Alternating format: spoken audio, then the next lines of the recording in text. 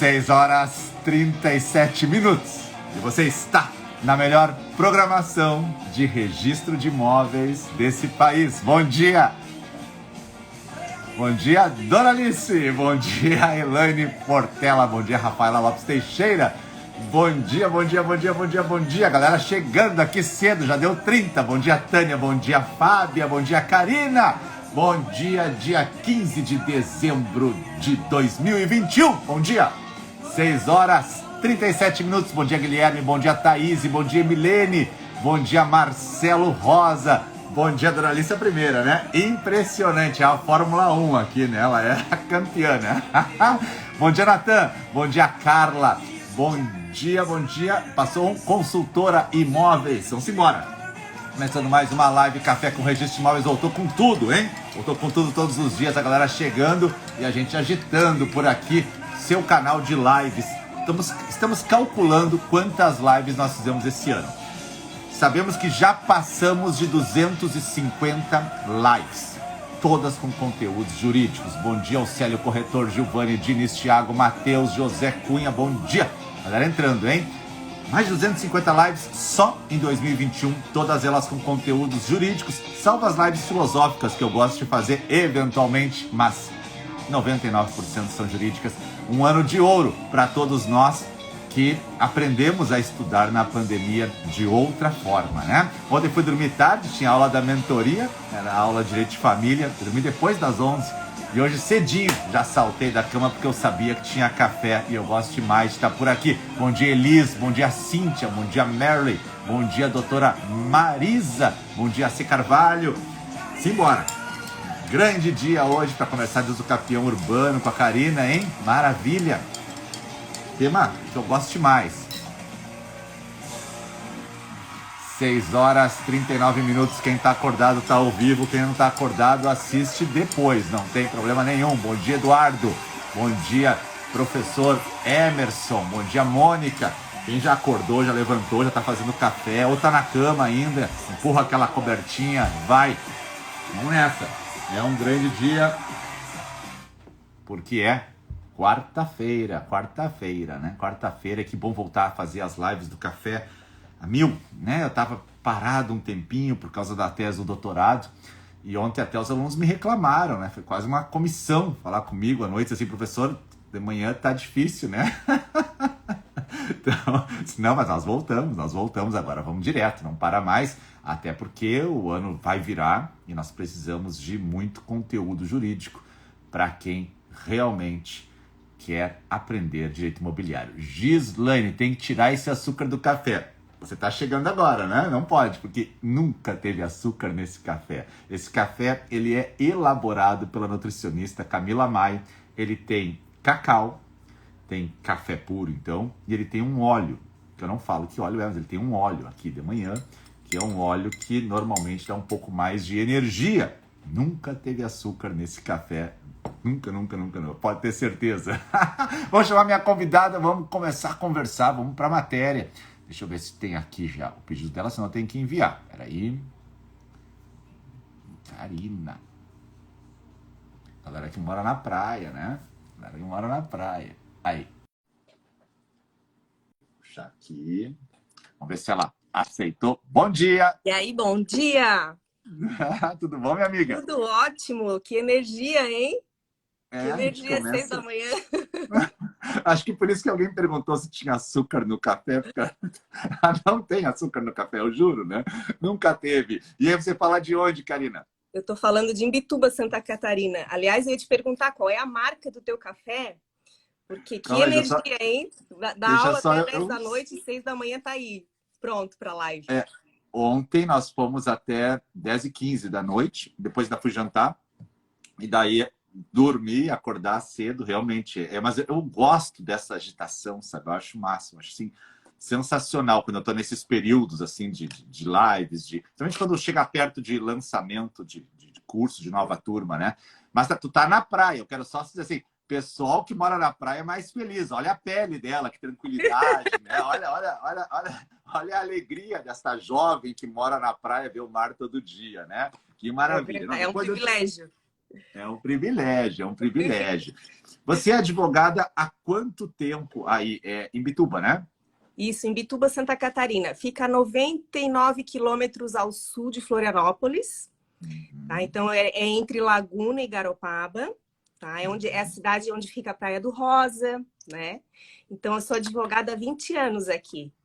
E aqui a gente tem muita terra de posse, né? Então, eu trabalho com bastante ênfase aí na usucapião urbana, regularizando essas áreas de posse.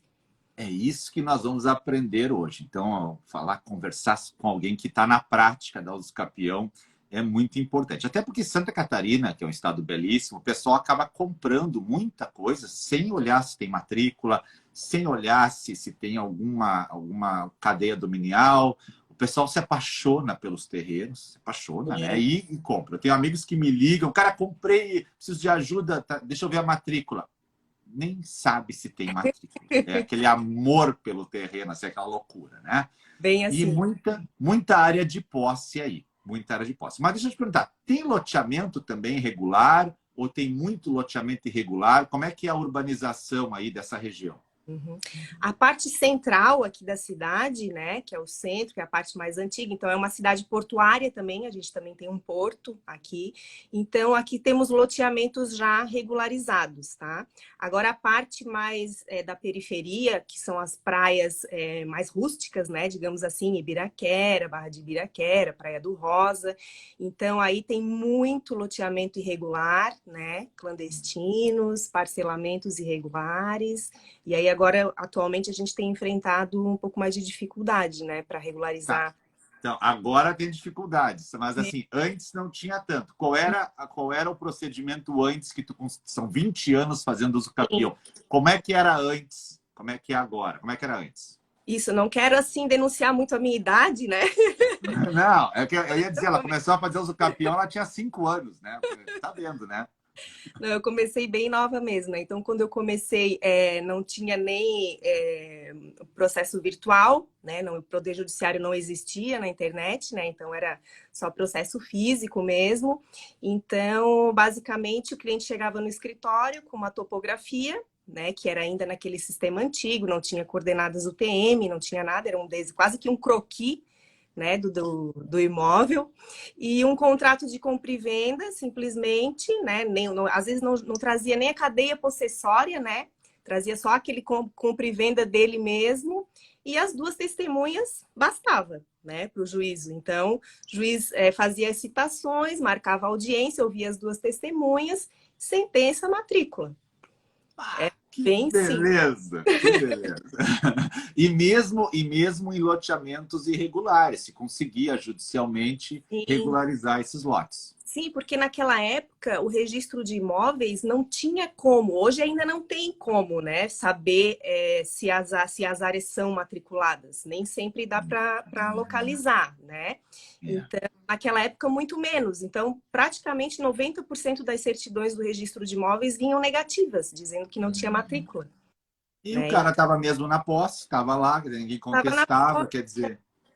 Então, aí depois de 2010 para cá, aqui na minha cidade, o juízo baixou uma portaria, porque com a quantidade de ações de usucapião, tinha muita ação de usucapião mesmo, e ainda tem, até hoje, né? Praticamente 80% do nosso território aqui é área de posse, ou até mais. Nossa, que incrível isso. Então, com a quantidade, ele baixou uma portaria cancelando as audiências e aceitando declarações de testemunhas. Né, para acelerar. Para acelerar. Então, a gente juntava as declarações de testemunhas com firma reconhecida em cartório, especificando ali como que ela conhece o imóvel, por que ela conhece, né? Mora perto, é vizinho, né? E aí, com essa certidão, né? Certidão negativa de estadual e federal, foi aí que começaram a pedir aqui também, que antes nem se pedia, né? Para saber se tinha algum processo envolvendo a área. E pronto, né? E aí de 2015 para cá, depois que veio o CPC, né? Que veio o CPC com aquele outro artigo, né?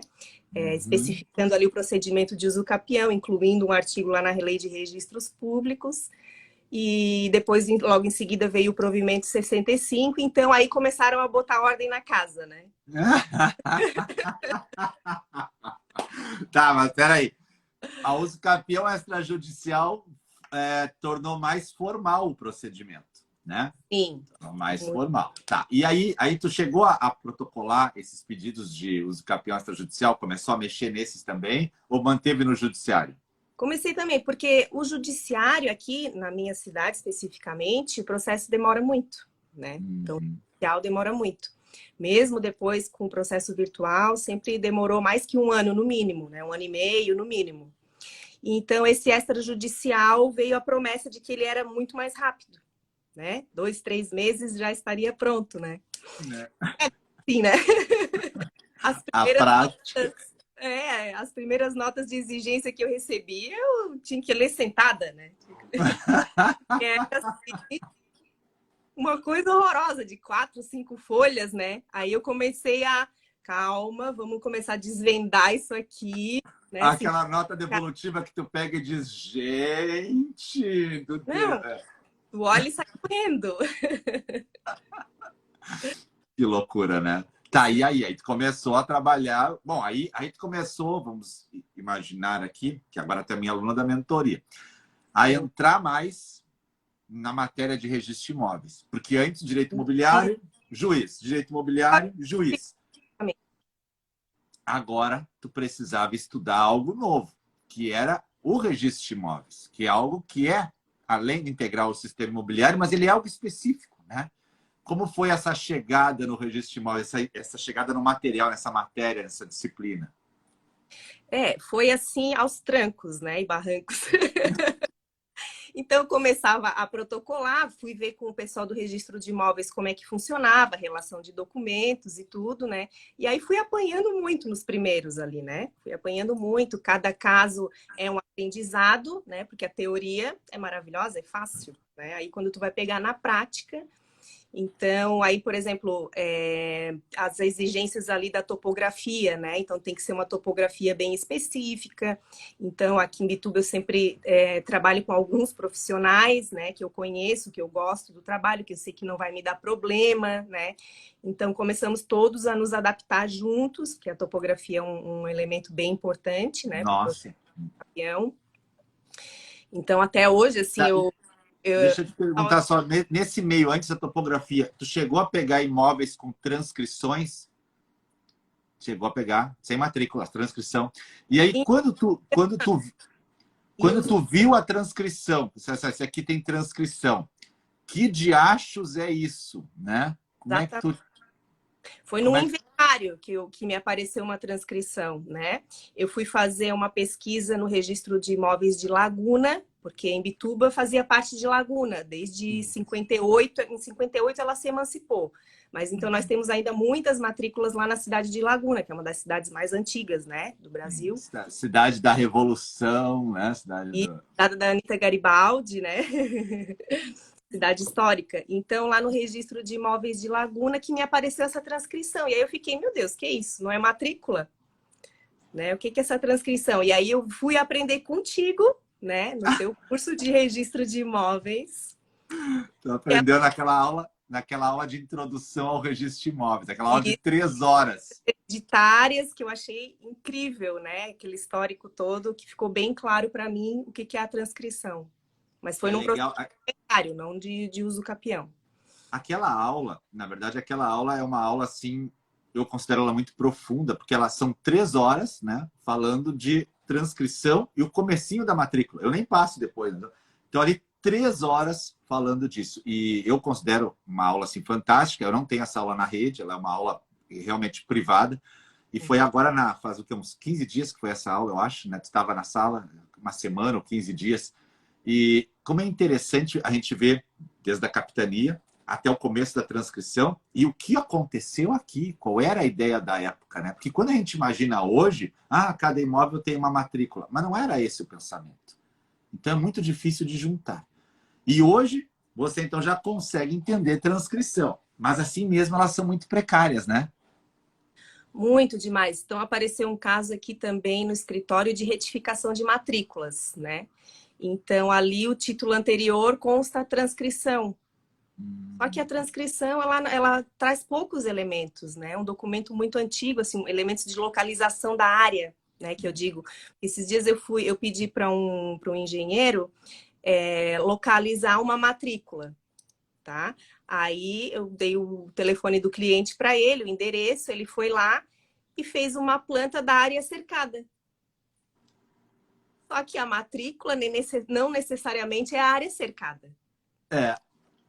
Não Né? necessariamente e normalmente não é. E normalmente não é. Então ele veio feliz da vida, porque o terreno estava todo cercadinho e limpinho, né? E eu falei, não, mas tem o dobro de área aqui. Área da matrícula. Então, ele até ficou assim, né? Mas como disse, não, eu pedi para tu localizar a matrícula, né? Não a área cercada, a área de posse, né? Que são duas coisas bem Há diferentes. uma dificuldade também da engenharia em entender matrícula, porque eu tenho alunos engenheiros hoje e eu vejo isso. Eles estão procurando esse conhecimento. Então, para o engenheiro, ele pensa de outra forma, né? O engenheiro e o advogado, eles pensam diferente. Então, o engenheiro vai lá, ele olha, essa é a área, ele mede, calcula, tá ok. Aí você explica para ele que a matrícula é diferente, isso demora até que encaixa esse raciocínio. Porque a posse é uma coisa e a matrícula, o registro formal, muitas vezes é outra. Muitas vezes é outra. E você também já fez uso capião de fração de imóvel matriculado, né? Isso. Porque o Fala disso. cliente chega no escritório pedindo para fazer um uso capião, né? E aí ele traz o seu contrato de compra e venda e a topografia, né? Então, Então, a partir dali eu vou começar uma investigação hoje, né? Antigamente era daquele jeito, protocolava, 2 testemunhas, sentença, matrícula.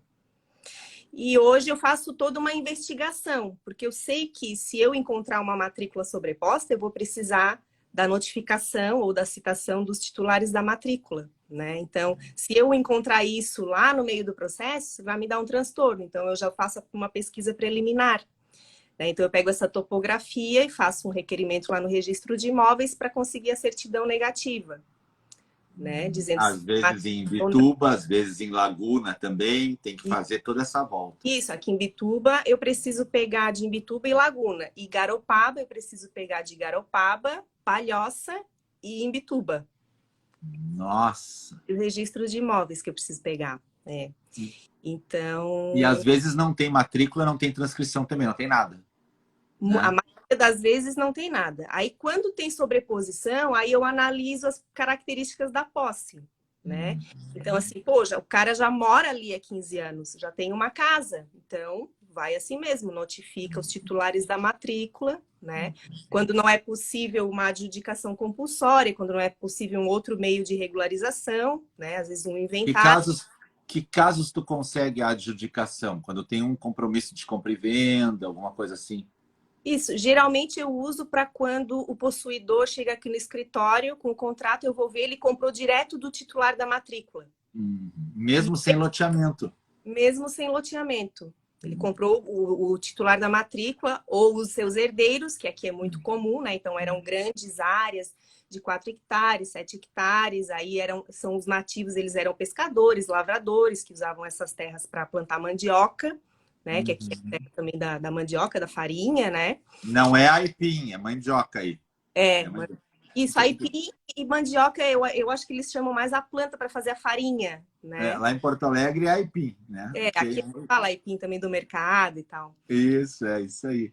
Daí eles usavam para plantar e para pescar. E depois começaram a vender essas áreas. Começaram a vender assim, porque eles também não tinham noção de registro de imóveis, né? Eles não tinham noção. Geralmente são até analfabetos, semi-analfabetos, vendiam um pedacinho para mandar um filho para estudar em Florianópolis, né? Porque são pessoas bem carentes. Na melhor das boas fés, né? Na melhor da boa fé. Na melhor da boa fé. E aí, essa posse foi sendo transmitida de um para o outro ao longo do tempo, né? Quando o titular da matrícula não vendia e falecia, os filhos iam parcelando da forma deles, né? E depois o município nunca foi lá, notificar que está vendendo nada, e pelo contrário, foi colocando estrutura também, né? Exatamente, colocando estrutura e sendo abertas ruas e iluminação pública, tudo até que foi se formando as áreas. Hoje, nós temos aqui matrículas que são bairros, né? Então, Nossa. são áreas urbanas consolidadas. Então, hoje, a gente tem usado muito REURB, né, para regular. Tá conseguindo usar a REURB. Tá, Então, mas e a REURB, claro, tem a REURB social e a REURB específica. A social, até famílias com até 5 salários mínimos. E aí, de regra, o município deve botar a estrutura. Nesse caso de REURB social, não sei se tu chegou a pegar alguma, o município está colocando a estrutura, como é que ele está fazendo? Porque é um ônus, né? não, tá Toca a muito ficha. aí. Não, aqui eu vejo só REURB específico mesmo. Eu vi que em Paulo Lopes, que é uma cidade aqui próxima, entre Palhoça e Garopaba, ali, eu vi que aconteceu um REURB social que deu muito certo ali.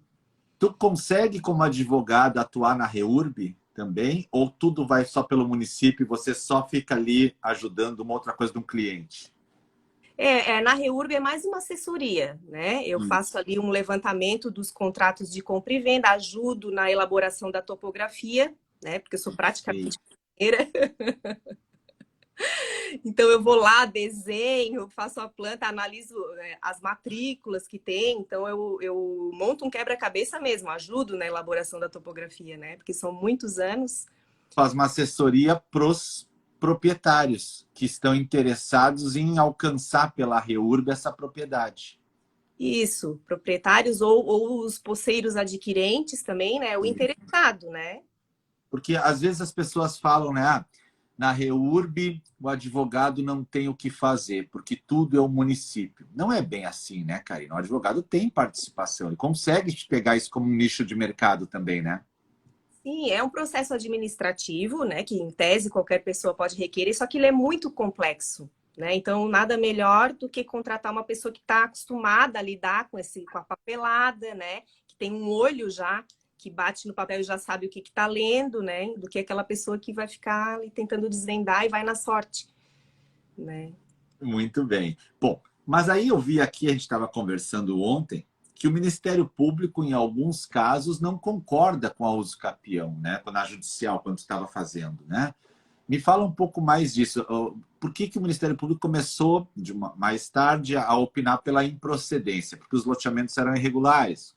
Como aconteceu isso? Isso, porque até 2015, com a mudança ali do CPC, então não tinha informações para o Ministério Público desses parcelamentos irregulares, né? Ninguém sabia que isso estava acontecendo.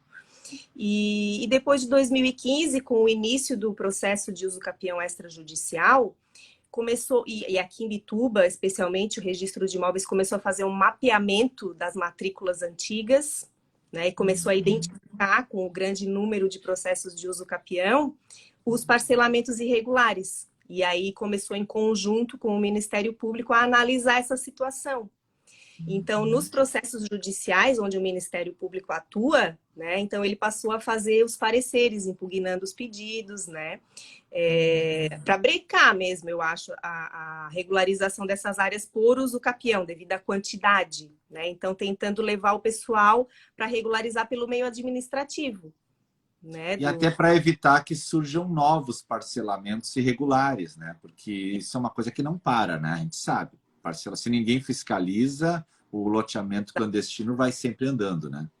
Sim, exatamente. Então, aqui na comunidade já está bem ciente dessa situação, né? Então, quem vai comprar já pergunta, os corretores de imóveis já estão cientes que vão enfrentar problemas, né? Se vender área de parcelamento irregular. O Ministério Público começou a fazer bastante inquérito civil, investigando, né? Polícia Militar atuando. Então, hoje não está tão fácil. Melhorou. Não tá tão fácil assim para quem quer regularizar, né? Então vai ter que entrar nessa seara aí muitas vezes, né? E quando tu vai montar a uso capião extrajudicial, a gente precisa de assinaturas, né? Assinatura de confrontante, assinatura de titular da matrícula, começa aquela coisa, né? O pessoal não tem noção do que é uma uso capião extrajudicial, não é uma coisa assim barbadinha, né? Tem que montar documentos, então, o advogado tem que preparar o seu requerimento com todos os documentos. E como que é hoje pegar essas assinaturas assim? Isso, então, muitas vezes o topógrafo já inclui esse serviço aí, né? Ele faz a topografia e aí já começa, já vai falar com quem é o confrontante e tal, e já pega algumas assinaturas. Assim é uma maravilha, né? Quando chega uma planta linda, toda assinada, com os confrontantes, titulares da matrícula, é uma maravilha, né? E aí, quando não chega assinada, e às vezes, por exemplo, é um terreno que tem... Aqui acontece muito, então os confrontantes moram em Curitiba, moram em Porto Alegre, tem apenas casa de praia ou terrenos que compraram para regularizar depois, para construir depois, né? Então, nossos confrontantes aqui é um trabalho investigativo, né? De procurar. Então, já teve um caso, por exemplo, que o confrontante, nós o encontramos, ele estava morando na Irlanda. Ele é a esposa... Nossa! Então, eu consegui conversar com ele, né? Falei para ele assim, olha, eu vou te mandar aqui por e-mail, então, e tu, por favor, por gentileza, né? Pensa, por gentileza, pode assinar e me mandar por correio aqui para o Brasil? Que loucura, hein? Que loucura. Um super querido, uma pessoa muito querida que o casal assinou e me mandou pelo correio, chegou a correspondência da Irlanda, e aí eu fui reconhecer a firma, porque essas assinaturas têm que ser com firma reconhecida, né? Graças a Deus pode ser por semelhança, né? Então, perguntamos para ele onde é que ele tinha a firma reconhecida. Ele disse Três Coroas, no Rio Grande do Sul. Então, meu cliente Chapecó foi a Três Coroas reconhecer a assinatura do confrontante e não foi um problema. Resolveu. Resolvido. Então, assim, eu vejo uma dificuldade e automaticamente eu já penso na forma de solucionar, né? Eu não fico ali, não vai dar, nem penso isso. Eu vou tentando achar o caminho ali e, na maioria das vezes, eu consigo... E às vezes o confrontante é falecido, né? E aí, como é a maratona de encontrar os herdeiros? Porque, por exemplo, aconteceu um caso aqui no escritório que o uso capião extrajudicial tramitou maravilhosamente bem. O meu cliente tinha casa no local há mais de 15 anos e toda uma documentação de reforma, pagava IPTU, conta de luz, tudo lindo. E mesmo assim, eu respondi umas 3 notas devolutivas para resolver uns detalhes. Na última nota, eu assim, bom, agora vai, né? Já estava assim uns 8 meses o processo andando assim, agora vai. O cara achou a matrícula. Achou uma matrícula sobreposta, uma matrícula grande, de uns 6 hectares, e com 10 pessoas falecidas, né? Meu E Deus. eu não aceito, não. Não aceito, não. Né? Disse, Tu não, vai. eu vou atrás. Então, eu Não, fui para os não registros. desiste, não Não, desiste. isso não pode desistir, né? Porque senão é um processo muito burocrático se a gente se intimidar por causa da burocracia, né? Mas nesse caso eu exagerei um pouquinho. O Então, advogado bem-sucedido é o advogado jovem que não desistiu. é verdade. Não, desistir não está no meu vocabulário. Isso aí. Então, eu parti para os registros civis, atrás das certidões de óbitos deles, né? Para ver ali quantos filhos, o nome dos filhos. Eu sei que eu tinha umas 40 pessoas para pegar assinatura, né? E aí fui na Estrada do Engenho. Eu vou. Quando é um caso assim, um cliente, né? Poxa, o cara me procurou, é uma questão até de consideração. O topógrafo não ajudou, o cara mora longe, né? Estou aqui, vou atrás. Às vezes tem alguém que faz essa diligência para mim. Mas às vezes são pessoas simples, aí a gente tem que explicar a necessidade de assinar, nem todo mundo quer assinar, né? Então. Daí tu vai ao lugar conversar com as pessoas. E para explicar para um herdeiro que precisa assinar, eles não ficam às vezes com um pouco de receio, assim, porque às vezes o pessoal, quando é do interior, do campo, você chega numa propriedade, já precisa da sua assinatura. Poxa, o cara, né? Exatamente. Então, aí eu levo o desenho, aí eu sento, tomo um cafezinho, né? Converso, levo o contrato de compra e venda, mostro tudo, faço uma petição ali. Uma petição ali para o confrontante, muitas vezes, né? Explico, e aí geralmente eu consigo assinatura. Aí quando eu não consigo, a gente pede para notificar, né? Aí o oficial determina a notificação do confrontante que não quer assinar. Você é uma pessoa bem comunicativa, eu já vi na primeira aula da mentoria. Você acha que isso ajuda? Você chegar num local, ser comunicativa, simpática, alegre, sentar para conversar, ter tempo para ouvir as pessoas. Que dica você dá para um advogado que tem que trabalhar nessa área e precisa conversar com pessoas que ele não sabe que vai encontrar? Como é que o advogado se porta nesse sentido? Como é que ele deve fazer? Quais são os segredos para você de uma personalidade agradável? Isso. Assim, né, Salomão? Com o tempo eu aprendi, né? Porque eu era bem tímida no começo também, né? E não tinha paciência, né? Com o tempo eu aprendi que a paciência é a maior das ciências, né? Então a gente tem que ter. Eu fui desenvolvendo essa minha competência, né? Da paciência, da empatia, né? Então, de achar a melhor forma de se comunicar, porque comunicação é tudo, né? Então, explicar para aquela pessoa que não sabe o que tu está falando, né? E realmente é uma questão complexa até para quem trabalha com isso, né? Então, traduzir. Então, eu me sinto muitas vezes uma tradutora, né? Uma ponte entre o cliente e a formalidade, né? Então, eu busco usar um vocabulário mais simples possível, né? E muita empatia mesmo, né? A comunicação, assim, eu tento descobrir daquela pessoa de que forma que ela vai me entender, para usar o palavreado certo, a comunicação certa, né? Porque eu vou falar com um advogado de um jeito, com um desembargador de outro, com um oficial de outro, engenheiro de outro. Então, eu tenho que desenvolver um leque de tipos de comunicação, né? Eu acho fantástico isso, sabe? Porque quando as pessoas realmente elas entendem o que é comunicação não é você falar algo que você sabe, é você ser compreendido. Exato.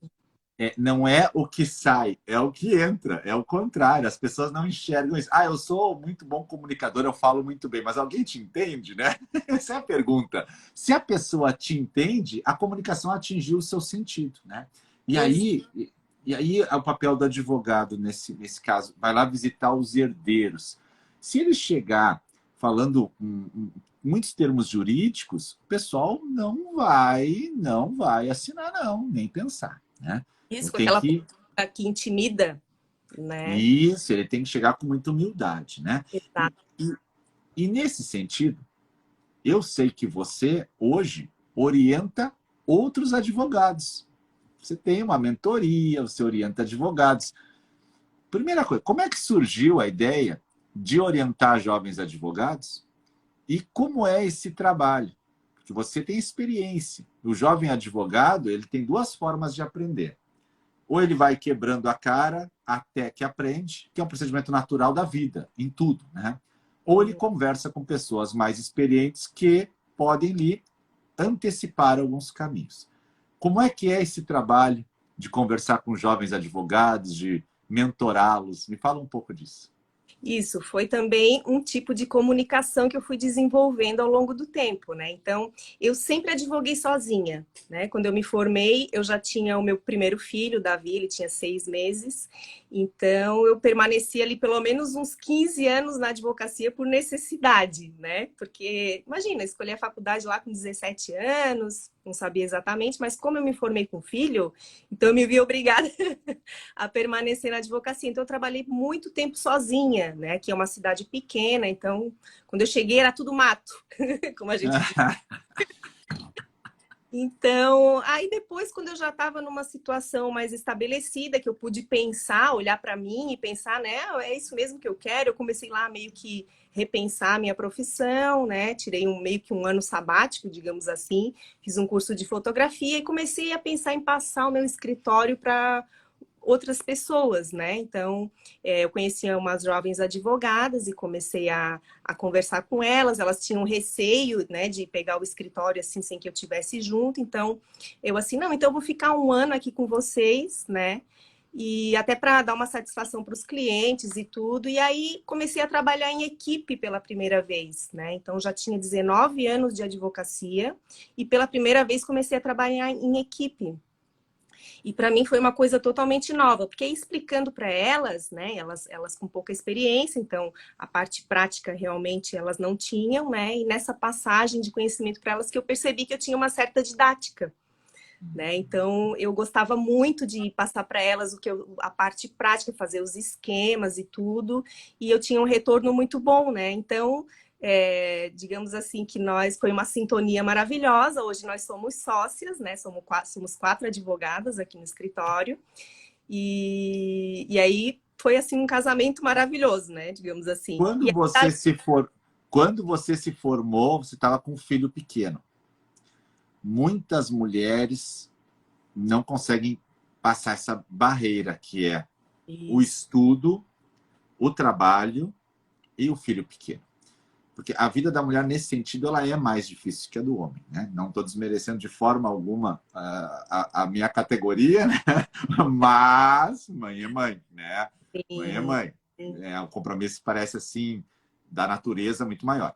Exatamente. De onde é que se tira forças quando se tem filho pequeno para continuar estudando e trabalhando? Se tira forças das pessoas que te ajudam, né?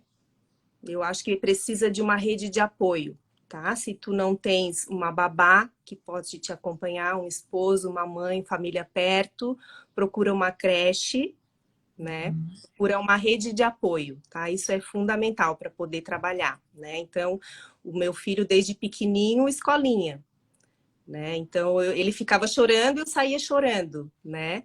Mas respirava fundo, porque realmente quando tu pensa que tu é responsável, né, por aquela pessoa, por ti e por aquela pessoa, né, no início de vida e não pode contar muito com outras pessoas, né? Então, não tem que pensar muito, chega e vai e faz. Esse foi o meu... É uma força interna. É uma coisa assim que eu nem pensava muito, eu sabia que aquilo ali eu precisava fazer e fazia, né? E hoje você olha e vê que valeu a pena.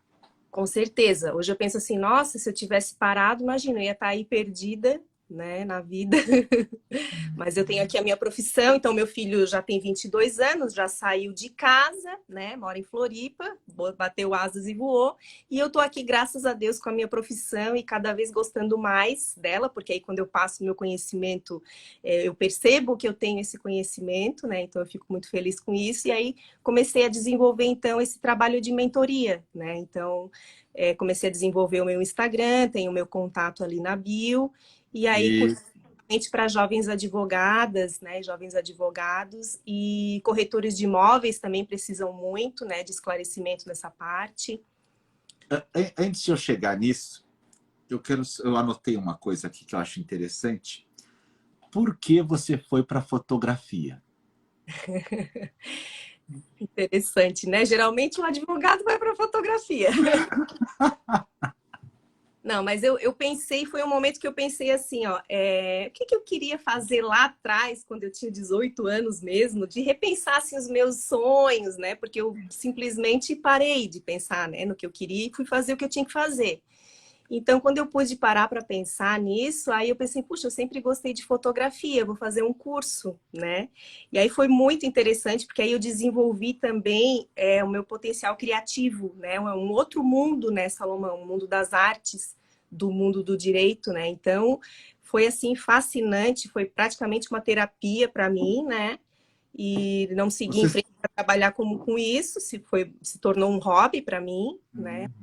Você ainda fotografa hoje? Ainda fotografa? Fotografo.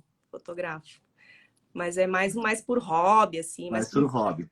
Bom, mas hoje, então, você tem um serviço, além de advogada, além de mãe, além de fotógrafa, então, nas horas vagas, você ensina para jovens advogados o caminho das pedras. Isso. Qual é a maior dificuldade de um advogado hoje jovem que quer entrar no mercado e precisa aprender? Ele chega para você ali, está um pouco cru, mas como você enxerga ele na dificuldade que ele chega para você? O que falta nele? Ele chega muito cru, porque a faculdade realmente não dá prática nenhuma, né? Então, às vezes, eles não têm noção nem do que é uma matrícula. Né? Então, às vezes, eu apresento pela primeira vez uma matrícula e uma escritura pública de compra e venda, porque geralmente eles pensam que é a mesma coisa. Né? Então, eu mostro ali que é um formato de documento bem diferente, né, um do outro, e vou explicando. Então, realmente, é a parte prática que falta, né? A parte prática que eles não têm nada, né? Então, acho que é essencial buscar um mentor, né? Um mentor, seja pagando um curso, seja se oferecendo para trabalhar num escritório, né? Um voluntariado vezes os escritórios não estão podendo contratar, mas se oferece para fazer diligências, começar a aprender mesmo, porque ou vai ter que começar sozinho de algum jeito, né? E corretores também te procuram para entender. Porque hoje o corretor que é formado em direito até é mais fácil, mas o corretor que não é formado em direito tem um pouco mais de dificuldade. Hoje o corretor ele quer entender a parte jurídica, porque ele sente que o mercado está evoluindo. Como é explicar para um corretor o que é uma matrícula, o detalhe de uma indisponibilidade, um procedimento de uso capião? Como são essa chegada dele para você, como professora? Uhum. Eles também, assim, eles focam mais na parte de vendas, né? Na parte de vendas. Então, a parte jurídica, eles não entendem nada, nada mesmo, né? Então, a gente começa bem do básico, às vezes explicar a diferença entre posse e propriedade, né?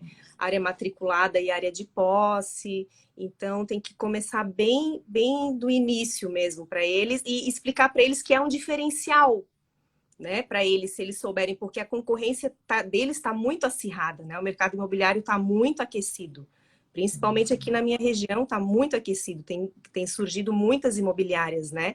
E aí, quando um corretor de imóveis apresenta, começa na hora ali de formar o vínculo com o cliente dele, na hora da negociação, ele apresenta mais informações, demonstra que conhece, né, passa mais segurança, né, para o cliente dele. Uma vez eu fui acompanhar uma assinatura de uma escritura pública de compra e venda e o corretor de imóveis estava assim com uma cara de apavorado, ele não estava entendendo nada do que estava acontecendo ali. Né? Então, realmente, se o cliente vai só com esse corretor no cartório, eles ficam ali dependendo da boa vontade, às vezes, do tabelião, né? De explicar tudo. Essa é a diferença, às vezes, do corretor que é formado em direito, ele, claro, consegue, né, entender melhor o sistema, né? Para quem é de fora do direito, o sistema é complexo. O sistema não é fácil, o sistema imobiliário. As pessoas imaginam que rapidamente vão aprender. Para hoje formar um profissional em direito imobiliário, não é uma coisa rápida, né, Karina? Porque a pessoa ela tem que partir, tem direitos reais, tem contratos, tem o registro de imóveis, quer dizer, é um sistema complexo, né, que precisa passar. E hoje você já tem essa experiência. Passa para os advogados para tentar fazer que eles também entendam. Quanto tempo você acha que leva um advogado se ele tiver um bom assessoramento, um bom curso, uma boa mentoria, para ele começar a entrar no jogo? Eu acho que leva, assim, para eu ver que, assim, não, esse aí já está pronto, né? Uns 2 anos. Também acho. Porque é muito duro, né? É muito Sim. duro. Isso, e às vezes se pega um processo, às vezes que leva 8 meses, já foi 1 ano. Né? E Isso. Então... E quanto mais casos ele tem, mais ele acelera o processo dele, né? O procedimento de amadurecimento dele. Por isso a importância de você se oferecer para trabalhar em lugares, ver a prática, porque se você fica com 1, 2 casos, isso até que resolve, o seu aprendizado vai estar lá na ponta, né? Quando chega no final, na hora que vem uma devolutiva, na hora que vem uma decisão que você não concorda, uma sentença. E quanto mais casos você vê todo dia, mais rápido fica, melhor fica. Isso, quanto maior a dificuldade, melhor ele vai ficar, né? Tá, então hoje tu tem 2 mentorias. É isso. Uma mentoria de uso capião e outra de aspectos jurídicos da compra e venda. Isso. Quem quiser... Dos corretores imobiliários, imobiliárias, né? Que às vezes a gente vai e conversa com a equipe, né? E aí de uso capião para advogados e advogadas. Geralmente jovens advogados que me procuram mais, mas também tem aqueles advogados que estão iniciando na área, né? Ou então que querem entender, já começa a adquirir um patrimônio, já quer atuar para si próprio e quer entender melhor como é que funciona, né? E mesmo assim, apesar das mentorias, você segue regularizando imóveis. Segue fazendo todo o procedimento. Sempre aparece alguma coisa nova e diferente, né? Então não para. Muitas histórias, né, Karina, numa regularização, né? Porque a gente pega até terreno de marinha, pega área com APP, pega, sei lá, posse de vários herdeiros, cessões de posse. É um mercado enorme, né? Sim. Sim, aqui para essa minha região, principalmente, né? Então, às vezes, vem alguns clientes de Curitiba passar uns dias aqui, né? Numa pousada, aí se apaixona pelo lugar, como tu disse, né? E aí compra um terreno para construir a sonhada casa de praia, né? E aí, na hora de analisar a documentação, não tem matrícula. Então, para eles, isso é muito estranho. É muito estranho, né? Então, quando me procuram e dizem assim, mas é isso mesmo, sabe? Ficam até questionando, né? Porque nunca ouviram falar, né? Numa situação dessa. Então, às vezes, o pessoal aqui também das imobiliárias que vem de fora, né? Então, por exemplo, aqui em Garopaba, é uma cidade que tem muitos gaúchos, né? Então, começa a vir algumas imobiliárias de Porto Alegre colocar filiais aqui, tá? Então, tu vai ver que o jurídico deles, que é de Porto Alegre, não entende nada de posse. Né? Precisa de alguém de localidade para dar um apoio, dar um auxílio, né? Então, isso acontece também. Tu acha que nessa tua região a posse, entender posse é fundamental?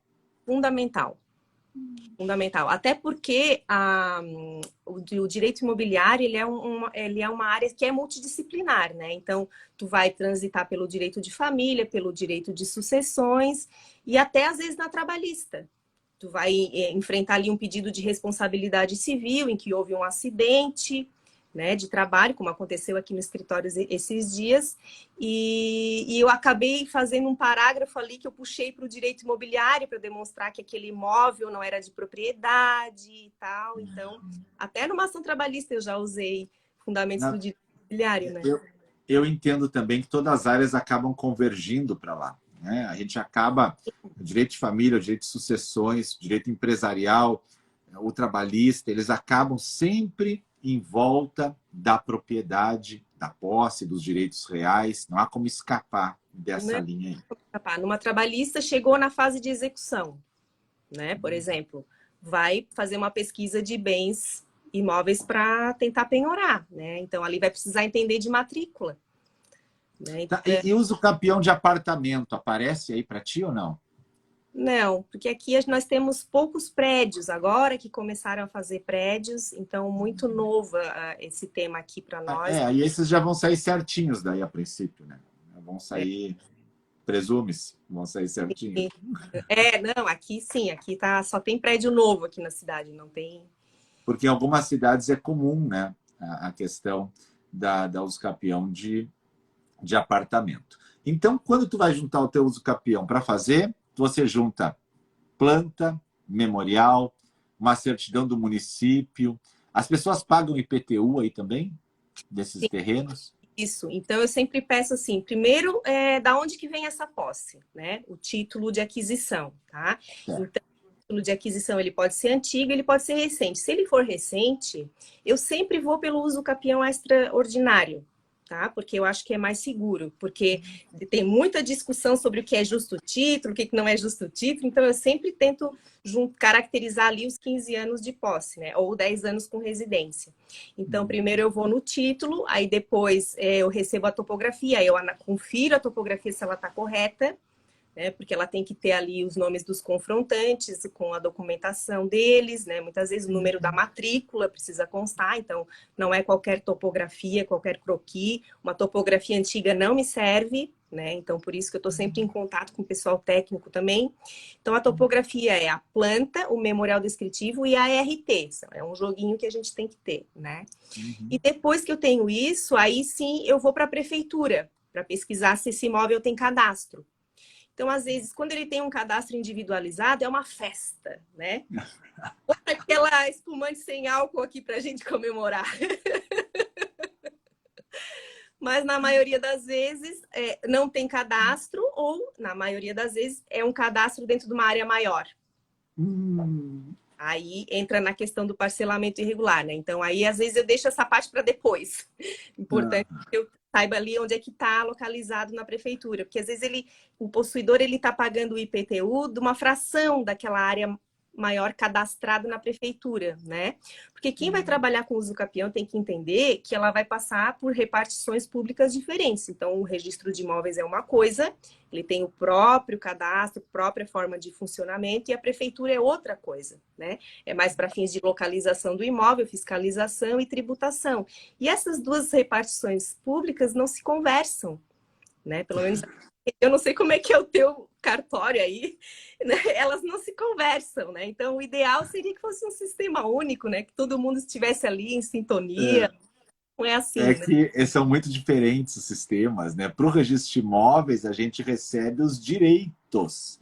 E no município, ali na prefeitura, é um cadastro de informações, né? Então, ó, tem essa questão aqui, bota aí, né? Então, não há uma qualificação da informação que entra no cadastro. Isso, então a informação da prefeitura às vezes não está de acordo com a do registro de imóveis, às vezes a gente tem que adaptar isso aí, né?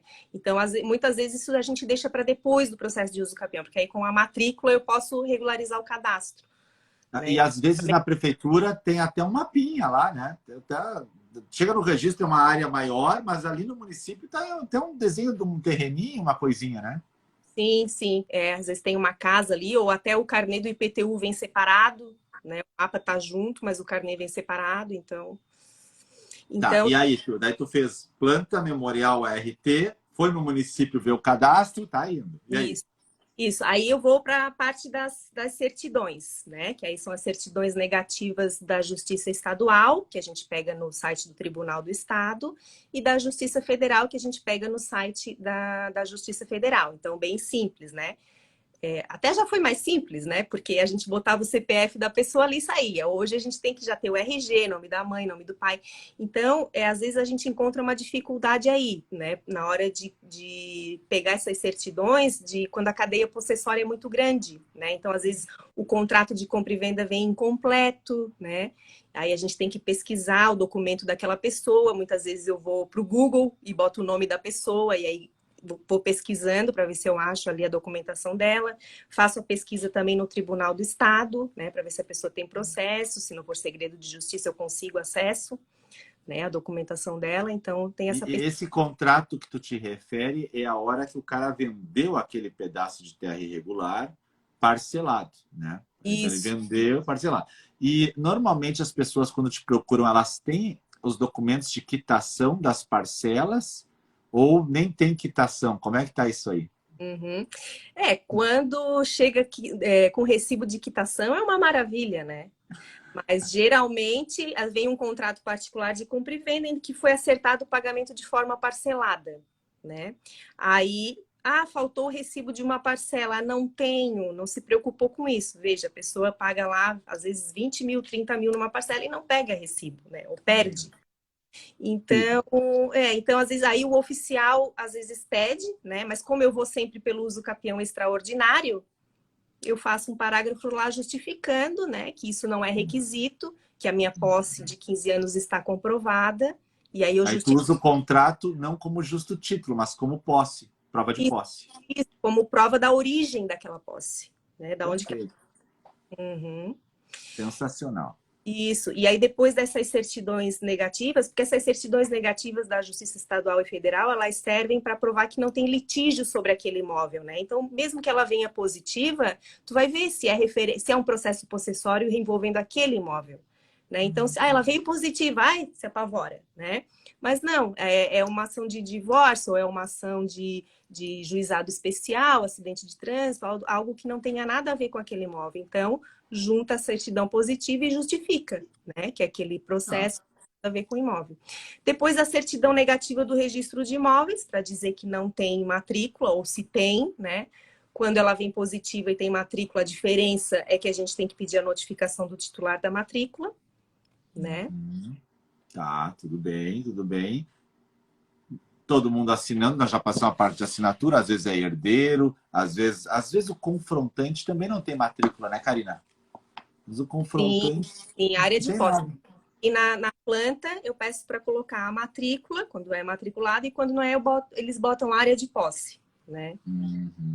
Aí a pessoa ou assina na hora ali, já dando a anuência, ou quando ela não assina, ela vai ser notificada, né, pelo registro de imóveis, falando de uso capião extrajudicial. E o registro te pede qual é o óbice para não escriturar? Isso é um ponto que desaparece, né? Por que tu não fez escritura? Uhum. E aí, como é que tu argumenta essa parte aí? Isso é uma coisa que todo mundo quer saber, né? Como é que tu argumenta? O que tu diz, né? Uhum. Depende do caso. Então, se eu tenho uma cadeia possessória muito grande, né, eu vou dizer que a pessoa nem. Eu vou explicar, né, que a pessoa não tinha conhecimento, né, que ela exerceu a posse, né, por aquele período e não, por alguma falta de algum documento, ou a pessoa faleceu, vai precisar do inventário e os herdeiros não se disponibilizaram a fazer o inventário, né? Então, teve um caso aqui que o titular da matrícula, acho que parece que estava residindo no exterior, sei que não se tinha a localização dele, então não era possível, ele não deixou procurador, né? Então, são várias justificativas. E você consegue somar as posses, né, Karina? Sim. Consegue somar elas. Basta que tenha um documento que prove que essas posses estão ligadas uma na outra, senão é um pouquinho mais difícil. Mas e a ata notarial? É fácil fazer uma ata notarial hoje? Como é que tá? É fácil. Hoje eu acho fácil, né? Hoje eu acho fácil. Então, tu vai ter que ver ali no provimento 65 os requisitos da ata notarial, né? Então, na hora de fazer o requerimento, tu vai ter que fazer um requerimento por escrito no tabelionato, tá? Então, alguns tabeliãos, né, vão no local verificar o imóvel, né? E outros só pedem a documentação, né? Então, me traz fotos do terreno que eu já me dou por satisfeito, né? E coloca ali que de acordo com a documentação trazida.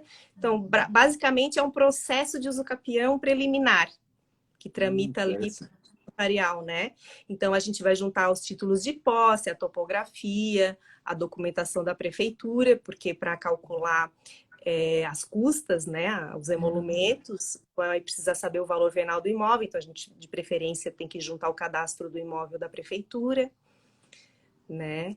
Quando você vai pedir a ata notarial, você já dá uma orientada para o tabelião que você quer. Você olha o provimento e já sabe que ele vai precisar. Então, quando você faz o requerimento, você já indica a origem da posse, quem eram os possuidores, se há algum justo título, quem são os confrontantes. Já vai pegando aqueles requisitos todos e vai jogando para facilitar o tabelião, para não deixar ele ir lá cru no lugar, né? Exatamente. Eu tenho no meu computador dois requerimentos de usucapião, o da ata notarial e o do registro de imóveis. Então, basicamente, eu só mudo ali a destinação, né?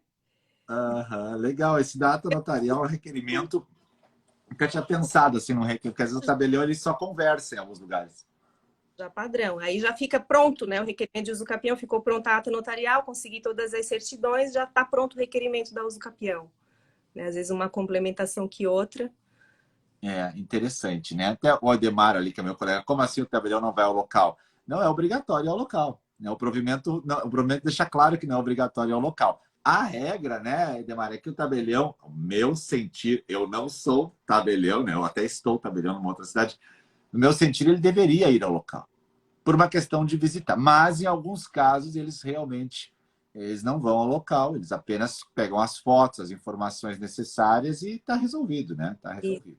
Eu acho que até aqui na minha região, de tanto processo de usucapião, eles teriam que botar uma pessoa só para ir constatar a posse, né? Então, acho que por isso que eles adotaram esse procedimento. Aqui todos os cartórios são assim, né? Acho que comigo nunca aconteceu de o tabelião ir no local verificar. Então, ele se dá satisfeito pelas fotos e pela documentação. Aí tu fotografa o terreno? Eu peço para o topógrafo fotografar, ou para o cliente, né? Mas quando eles não estão disponíveis, eu vou lá e fotografo. Tu tem um topógrafo de confiança ou não? Alguém que Não. tu leva o serviço, ou tu vai em vários, assim, vai conversando com todos? O cliente é que contrata, né? Olha, eu conheço vários, o cliente é que contrata, mas eu tenho os meus queridinhos que eu gosto quando o cliente contrata, porque eu sei que aquela planta vai vir muito bem feita. Né? Mas assim, a critério do cliente contratar mesmo. Alguém perguntou ali, fala da usucapião especial urbana. Aquela usucapião abaixo de 250 metros, aí em época, né, numa região de praia, é comum? É comum essa usucapião? O cara nunca teve um imóvel? É mais rara, né? Porque praia já pega uma outra situação aquisitiva, né? Isso. São terrenos aqui no mínimo 450, 300 metros quadrados, mas já peguei um Já peguei um, até que era único imóvel, né? Residência da pessoa, e aí deu para fazer porque ela é uma usucapião vinculada à moradia e ao fato da pessoa nunca ter tido um imóvel. Alguns chamam de usucapião pró-mísero até, né? Que seria aquela mais do coitadinho, né? Então, numa área de praia, como a tua aí, né? O Rosa e Bituba, área nobre, já é mais difícil porque os terrenos são mais caros pela natureza, né? O Instagram me notificou que nós só temos 40 segundos de live. Eu quero que você indique o seu perfil para quem for seguir a Karina e quem sabe até pegar a mentoria dela ou pegar dicas sobre uso capião urbano. Qual é o nome do teu perfil ali para o pessoal seguir? @Karina Ávila Advogada.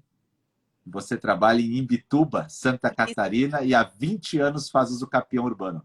Isso, estou sempre colocando um post informativo, né? Faço alguns vídeos, algumas lives, tenho feito bastante live, pretendo fazer cada vez mais. Então tá bem informativo ali meu uso capião, estou gostando de contribuir. Maravilha. Está acabando o nosso tempo, eles vão cortar agora muito.